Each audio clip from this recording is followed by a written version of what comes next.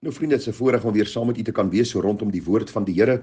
Wat 'n voorreg om elke môre so ietsie uit die boek Spreuke met u te kan deel, en die gebed van my hart is dat u en ek saam sal groei in die kennis en genade van hierdie wonderlike God wat homself openbaar in sy woord. Nou dis kosbaar om te weet dat die hele skrif deur die Here ingegee is. Dit is nuttig tot lering, tot weerlegging, tot regwysing, tot onderwysing in die geregtigheid, sodat die mens van God volkome kan wees vir elke goeie werk volkome toegerus. Het staan daar in 2 Timoteus 3:16 en 17. En ons dank die Here dat selfs die Ou Testament ingesluit is in hierdie kosbare openbaring van God, en ook die boek Spreuke met al hierdie wyshede daarin opgeteken. Ons is tans besig met die gedagte van dat God het alles deur sy wysheid geskaap. Ek het vir u gesê hoe wysheid na vore kom in die boek Spreuke, een van die hooftemas, en dit is baie belangrik om te sien, aan die een kant is die kuisevrou wysheid vir ons uitgebeeld, aan die ander kant die vrou dwaasheid en haar onrustigheid, wat op die sintuie konsentreer om mense te verlok en te verlei en hulle lewensstand te vernietig. Nou vanmôre wil ek net so ietsie meer sê rondom die feit dat die Here alles met wysheid geskaap het. Ek het vir u reeds gesê, vriende, dat daar nie iets so bestaan soos 'n evolusieproses, of dat die evolusieproses alles tot stand gebring het soos dit vandag is nie. Ek het vir u gesê, daar's nie 'n ding soos 'n oerknal nie. Jy glo of God het alles geskape, of jy glo dit wat die mense vandag vir ons wil leer. Jy moet tog nie dink dat die evolusie 'n wetenskaplike bewyste feit is nie. Dis 'n leuen. Dit word in ons kinders se koppe ingeprent dat hierdie die waarheid is. En ag vriende, iemand het eendag gesê, as jy lank genoeg die leuen aan iemand vertel, sal hulle dit later glo as die waarheid. Ek het onlangs 'n gesprek met 'n man gehad, en toe ek met hom begin praat en hom sekere vrae begin vra oor sy geloofsoortuigings, was hy onmiddellik aggressief en vir my gesê het, ek voel onrustig in my gees oor die goed wat jy my nou vra, en ek wil nie met jou stry en redeneer nie. En ek sê vir die man, ek sê, is dit nie nodig om vrae te vra oor sekere aspekte nie? Het ons nie nodig om met mekaar te kommunikeer nie? Is die tyd nou verby waar ons vrae kan vra? En dis presies die sisteem waarin ons onsself bevind, die mentaliteit van die wêreld. Die dwaasheid van die mense het wysheid geword. As iemand 'n opinie gee, moet ons almal glo wat hulle sê, maar as God se woord iets sê, dan wil ons daaroor redeneer en debatteer. En ek het vir u gesê dat die Here het geskaap, sy woord sê so, en as jy dit nie glo nie, dan kan jy ook nie glo dat hy jou redder is nie. Want u sien, die twee loop hand aan hand. Hoe kan die Skepper God jou redder wees as jy nie eens glo hy het jou geskep nie? Hy het jou geskape nie, hy het jou goed gevorm in die moederskoot nie.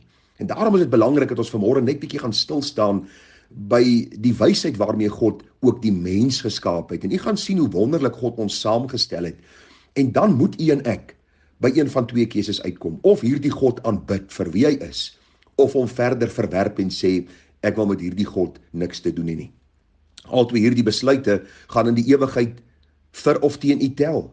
As u hierdie God dien en eer as die Skepper God, as die een wat u kom red het in Christus Jesus, dan sal u die mooi so van God ontvang.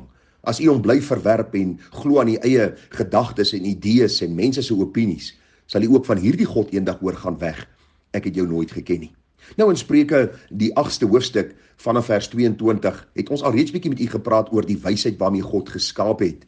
En ons lees daarso dat die Here hierdie skepping wonderlik saamgestel het. En ek het vir u gesê dat Salomo verwys terug na Genesis 1, juis omdat die koning die wetboek in sy hand moes gehad het. Daar was 'n afskrif hom gegee geword het, en hy moes daagliks uit die wetboek gelees het. En nou kom Salomo en hy praat oor wysheid, dat wysheid by God was, wysheid is deel van God, God is wysheid, en daarom, vriende, het hy ook alles wonderlik goed geskape.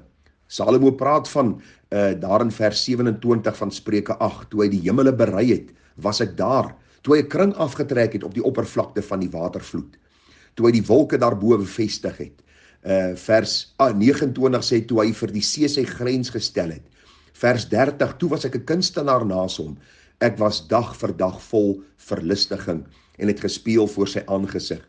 Ek het gespeel op sy wêreld rond, en my verlustigings was met die mensekinders. En vriende, hierdie woordjie mensekinders, dis die kroon van God se skepping. Nadat die Here alles geskaap het, het hy gesê dit was goed. Toe hy die mens klaar geskaap het, die 6ste dag toe, kyk hy na sy skepping en hy sê dit was baie goed.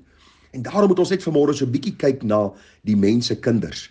Want u sien, die hele boek Spreuke gaan oor mense wat Salomo onderrig. Hy praat met God se skepsele, dat hulle nie dwaas moet wees nie, maar wys. En hoor hoe kosbaar het die Here ons geskaap, en kom ons sien ook dat God met wysheid geskaap het, en ook ek en jy is nie produk van evolusie nie. Ons voorouers was nie een of ander chimpansee of een of ander bobbejaan of een of ander gorilla wat op een of ander plek geleef het en oor miljoene jare het ons geword dat ons nou is nie. Nee, God het ons besonder geskaap. Ons hele liggaam is goed saamgevoeg. Ja, God het sy diereryk ook wonderlik geskape, maar wat is die onderskeid?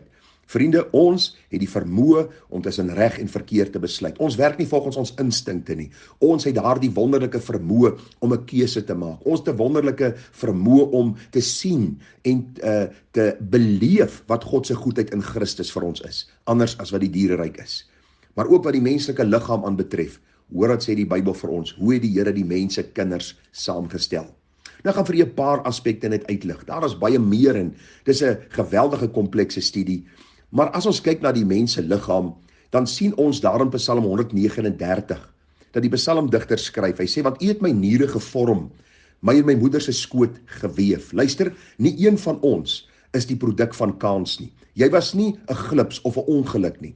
Jy's nie 'n ongewenste wat op aarde lewe of 'n ontydige gebore nie. Die Bybel sê vir ons dat die Here het iemand wat gebore word in die moederskoot alreeds geweef. Vers 14, ek loof U, omdat ek so vreeslik wonderbaar is. Wonderbaar is U werke, en my siel weet dit al te goed.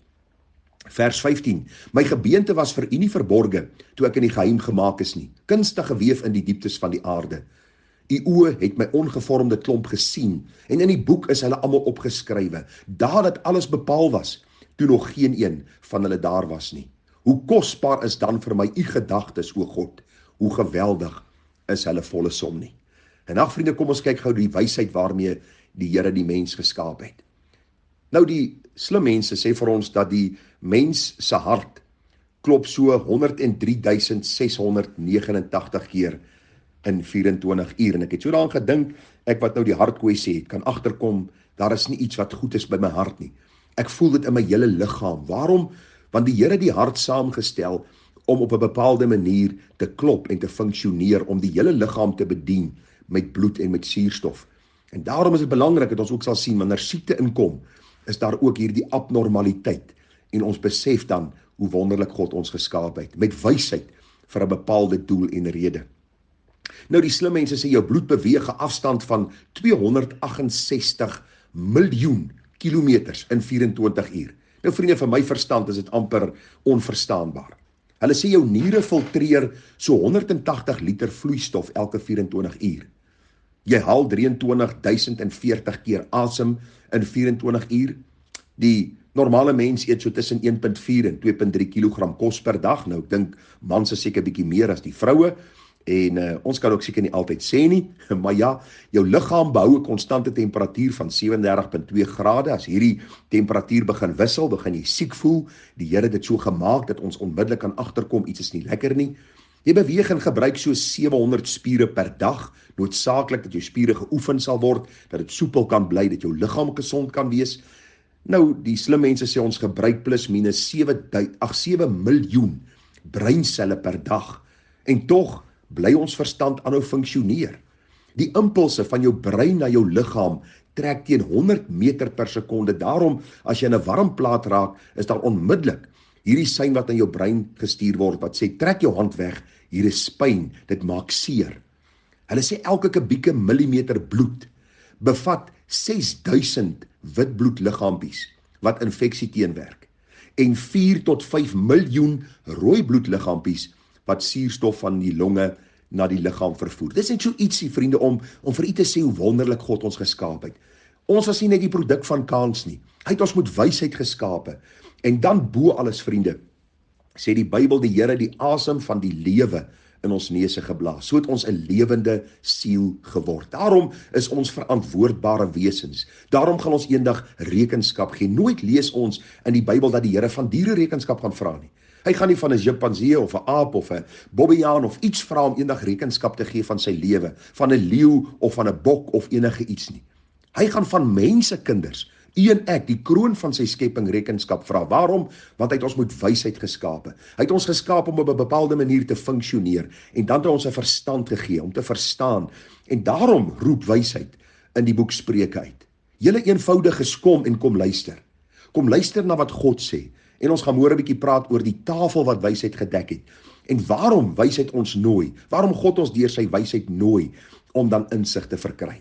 Want u sien, as rasionele wesens het ons ook nodig om in ons lewens die goed en die sleg teenoor mekaar op te weeg en dan by die punt uit te kom om uit te roep en te sê, o God, wees my genadig, skenk my u wysheid, skenk my u genade, skenk my u gees, sodat ek ook in hierdie wysheid kan wandel om u welbehaaglik te wees. Ag vriende, mag die Here ons genade gee om te bly ondersoek instel en dat ons nie ons verstand eenkant sal sit en sal dink dat die Here werk op 'n mistiese manier met ons nie. Mense vra jou baie keer, luister, op watse bene bou jy jou kerk? Ek bou my kerk nie op bene nie. Ek bou my kerk op die Bybel. Want u sien, God se woord is ons bron. Dis ons waarheidsbeginsel. Dit is waaruit ons gevoed en geleer word. Dis al die ander leuns van mense wat in die skrif ingeskryf word en mense se opinies en wetenskaplikes en al hierdie mense wat vir ons die woord probeer weerlê of ander goed inbring wat daar nie staan nie, wat ons so verwar.